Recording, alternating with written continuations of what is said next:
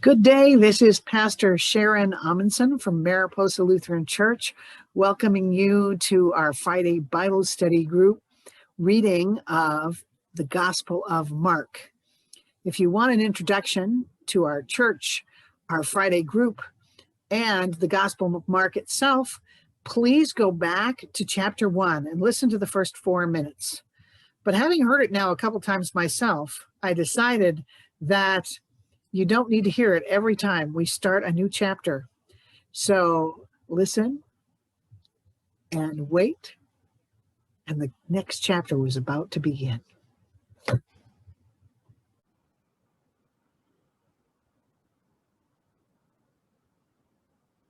The Gospel of Mark, chapter 15.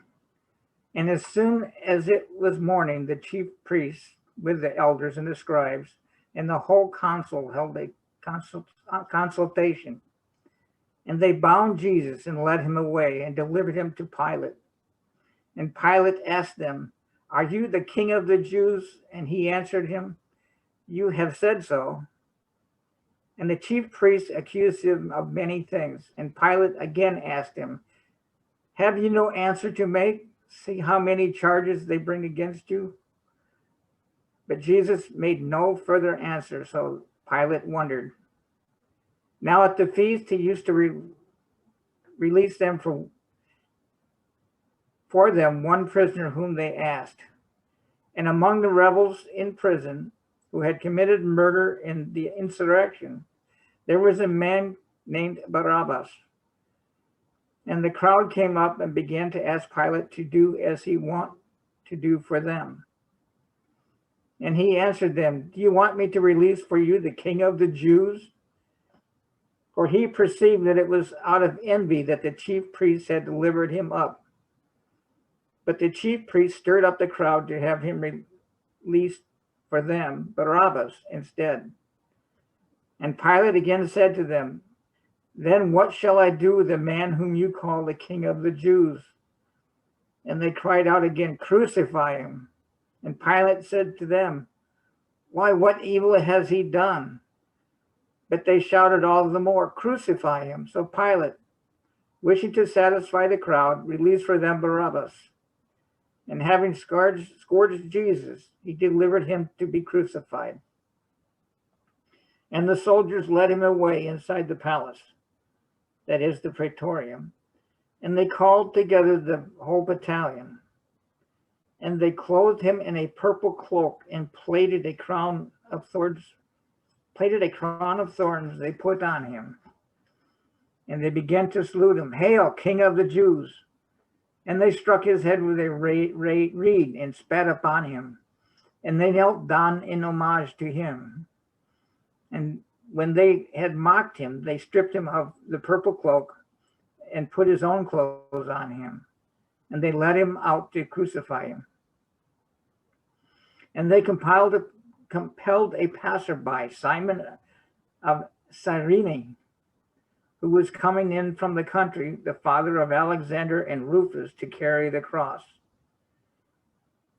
And they brought him to a place called Golgotha, which means the place of the skull. And they offered him wine mingled with myrrh, but he did not take it. And they crucified him, dividing his garments among them, casting lots for them to decide what each should take. And it was the 3rd hour when they crucified him. And the inscription of the charge against him read, "The King of the Jews." And with him they crucified 2 robbers, one on his right and one on his left. And those who passed by derided him, wagging their heads and saying, "Aha! You who would destroy the temple and build it in 3 days, save yourself and come down from the cross." And so also the chief priests mocked him to one another with the scribes saying, "He saved others, he cannot save himself.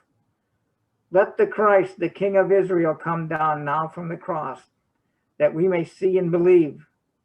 Those who were crucified with him also reviled him. And when the 6th hour had come, there was darkness over the whole land until the 9th hour. And at the ninth hour, Jesus cried in a loud voice, Eloi, Eloi, lama sabachthani, which means, my God, why hast thou forsaken me? And some of the bystanders hearing it said, Behold, he is calling Elijah. And one ran and filled a sponge with vinegar, put it on a reed, and gave it to him to drink, saying, Wait, let us see whether Elijah will come down to take him down. And Jesus uttered a loud cry and breathed his last. And the curtain of the temple was torn in two from top to bottom. And when the centurion who stood facing him saw that he thus breathed his last, he said, Truly this man was the Son of God. There were also women looking on from afar, among whom were Mary Magdalene and Mary, the mother of James the younger, and of Joses and Salome, who, when he was in Galilee, followed him and ministered to him, and also many other women who came up with him to Jerusalem. And when the evening had come, since it was the day of preparation, that is, the day before the Sabbath, Joseph of Arimathea, a respected member of the council, who was himself looking for the kingdom of God, took courage and went to Pilate and asked for the body of Jesus. And Pilate wondered if he were already dead, and summoned the centurion. He asked whether he was already dead. And when he learned from the centurion that he was dead, he granted the body to Joseph. And he brought the linen shroud, and taking him down, wrapped him in the linen shroud, and laid him in the tomb which had been hewn out of rock. And he rolled a stone against the door of the tomb. Mary Magdalene and Mary, the mother of Joses, saw where he was laid. Thus ends chapter 15 of Mark.